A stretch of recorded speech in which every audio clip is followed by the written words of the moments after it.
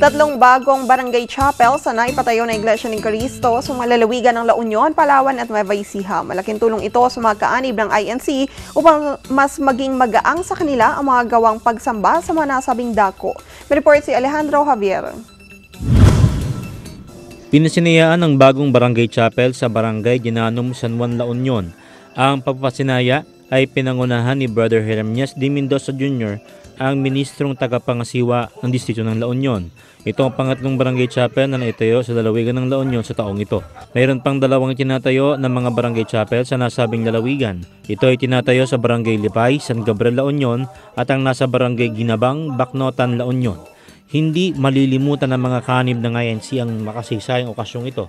Damang-daman nila ang labis na pagmamahal sa kanila ng Diyos sa pamamagitan ng pamamahala ng Iglesia ni Cristo, ang kapatid ni Eduardo B. Manalo. Dahil kahit sila ay nasa liblib na dako, ay napagkalooban sila ng maganda at maayos na gusaling sambahan. Sa Palawan, pinasinayaan din ng bagong barangay chapel ng Iglesia ni Cristo na matatagpuan sa Sitio Dongon, Barangay Marsilia, Coron, Palawan. Ang nasabing barangay chapel ay may 100 seating capacity.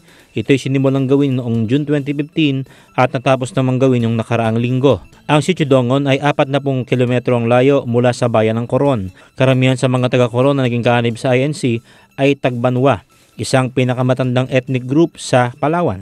Labis na pinagpapasalamat ng mga miyembro ng INC sa Dongon na sila'y pinagkalooban ng bagong sambahan na kanilang magagamit sa kanilang mga paglilingkod sa Panginoong Diyos. Sa Nueva Ecija, pinasinayaan ang extension ng lokal ng talugtog na matatagpuan sa Barangay Tibag, Nueva Ecija.